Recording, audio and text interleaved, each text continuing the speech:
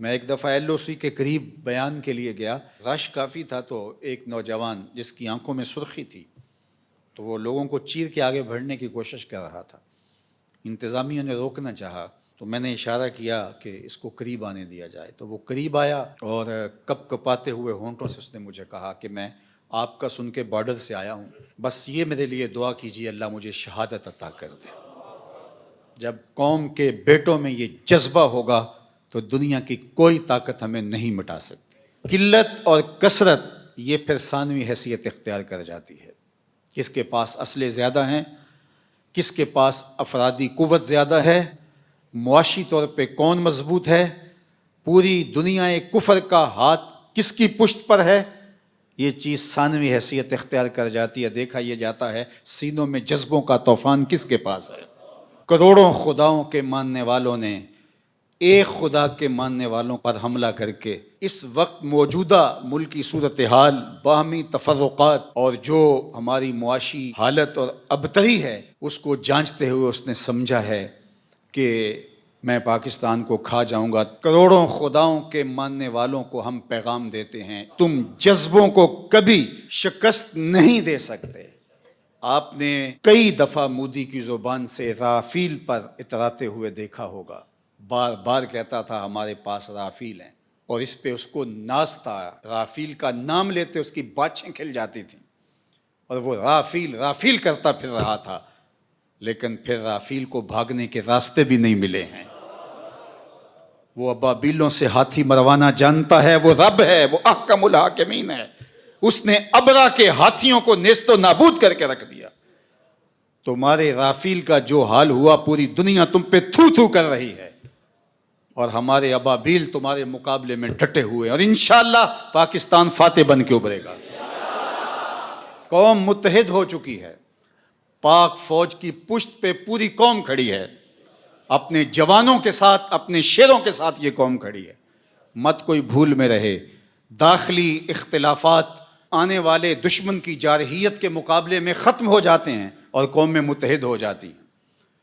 تمہارے اس اقدام نے قوم کو یکجا کر دیا ہے، قوم کو کھڑا کر دیا ہے۔ ہمارے شیر دل مجاہد جو اپنی جانیں ہتھیلی پہ لیے مرنے کی، شہید ہونے کی آرزویں کر رہے ہیں اور ہاتھ جوڑ جوڑ کے کہہ رہے ہیں دعا کرو مجھے شہادت مل جائے، اس قوم کو تم کیسے شکست دے سکتے ہو؟ کیسے اس قوم کو تم بچھاڑ سکتے ہو؟ تم نے اس قوم کو للکارا ہے جو رب کی طاقت پہ بھروسہ رکھتی ہے، جو جہاد فی سبیل اللہ پہ بھروسہ رکھتی ہے، شہادت جس کے لیے سعادت کا تاج ہے۔ ہمارے پائلٹ دارو پی کے نہیں چڑھتے جہازوں کے اوپر، تم تو ان کو تحور دلاتے ہو اور وہ لرزتے ہوئے ان کے قدم لڑکھڑا رہے ہوتے ہیں، اور ہمارے تو شیر دل پائلٹ ایک دوسرے سے آگے بڑھ کے خود اپنے آپ کو پیش کر رہے ہوتے ہیں کہ یہ سعادت پہلے مجھے عطا کیجیے۔ تم ایم عالم کی داستانیں بھول چکے ہو، یہ انہی کے فرزند ہیں، یہ انہی کے بیٹے ہیں، اور یہ قوم انشاءاللہ سرخرو رہے گی، سر بلند رہے گی۔ تم بھول گئے، تم نے سمجھا کہ یہ باہمی افتراق میں مبتلا ہے، اور آج اسرائیل کے بل بوتے پہ پھدک رہے ہو۔ اس کے ڈرون تم ہماری فضاؤں میں چھوڑ کے سمجھتے ہو کہ ہم بڑے بہادر بن گئے ہیں۔ یہ تمہارے ڈرون اور تمہارے طیارے اور تمہاری توانائی اور تمہارے آلات حرب و ضرب یہ تمہارے لیے ہی جہنم بن جائیں گے، اور انشاءاللہ آج نہیں تو کل پاکستان کا جواب دیکھنے والا ہوگا، دنیا دیکھے گی انشاءاللہ۔ ہم سرخرو ہوں گے، سر بلند ہوں گے، اسلام کا جھنڈا پوری دنیا کے اوپر لہرایا جائے گا۔ اللہ اکبر! یہ کیا ہمارا مقابلہ کریں گے؟ یہ گائے کا پیشاب پینے والے آب زمزم پینے والوں کا مقابلہ کیسے کر سکتے؟ وہ گائے جس کا پیشاب اس کا اپنا بچہ نہیں پیتا، وہ دودھ پیتا ہے، پیشاب نہیں پیتا، تو یہ کیا ہمارا مقابلہ کر پائیں گے؟ ان کی پتلونیں ابھی سے گیلی ہونی شروع ہو گئی ہیں۔ ذرا ان کی چیخ و پکار دیکھو، ان کے میڈیا ہاؤسز کے اندر کس طرح چیخ اور چلا رہے ہیں، اور پیچھے ان کا خوف ملاحظہ کیجئے، اور اس قوم کا جذبہ بھی دیکھیے۔ ابھی ڈرون بعد میں گرتا ہے، یہ پہلے پہنچے ہوئے ہوتے ہیں اور وہاں جا کے تحور آمیز نعرے لگا رہے ہوتے ہیں۔ اس قوم کے جذبوں کو کیسے تم مات دے سکتے ہو؟ کوئی سراسیمگی، کوئی خوف اور کوئی ڈر اس قوم کی کھلڑی میں پیدا نہیں ہوا۔ یہ قوم جو کہہ رہی ہے کہ فوری جواب دیا جائے، انہیں اپنی جانوں کا ڈر نہیں، یہ پاکستان کی آبرو کے لیے بات کر رہی ہے۔ کہ ہماری سرزمین پر انہوں نے یہ جرت کیوں، اس بزدل دشمنوں نے مسجدوں کے اوپر میزائل مارے. ہم ایسا نہیں کریں گے انشاءاللہ. ہم وہاں ماریں گے تمہاری چیخیں دنیا سنے گی انشاءاللہ. اور سرخرو اور سر بلند رہے گا یہ وطن انشاءاللہ. اس کا جھنڈا سبز ہلالی پرچم جس کا رنگ گنبد خضرا کے رنگ والا ہے، یہ جھنڈا قیامت تک یوں ہی لہراتا رہے گا.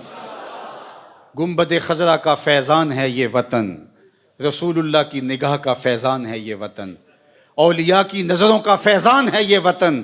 اس وطن کو مٹایا نہیں جا سکتا، قیامت تک یہ وطن باقی رہے گا. قوم یکجا رہے، اپنی پاک بہادر اور مسلح افواج کے پیچھے پوری قوت کے ساتھ کھڑی رہے. انشاءاللہ پاک فوج آپ کو مایوس نہیں ہونے دے گی. ہمارے مجاہد، ہمارے سپاہی، ہمارے سپہ سالار، ہماری فوج کا ایک ایک فرد سینہ سپر ہے دشمن کے مقابلے میں. اور انشاءاللہ آپ آج نہیں تو کل دیکھیں گے کہ دشمن کو بھاگتے ہوئے راستہ نہیں ملے گا اور اسلام کا پرچم سر بلند ہو رہا ہوگا اور پاکستان زندہ باد کے نعرے لگائے جا رہے ہوں گے. آئیے میرے ساتھ نعرہ بلند کریں. نعرہ تکبیر، نعرہ رسالت، اسلام، پاکستان، پاک فوج. نعرہ تکبیر، نعرہ تکبیر. کی محمد سے وفا تو نے تو ہم تیرے ہیں، یہ جہاں چیز ہے کیا لوح و قلم تیرے ہیں.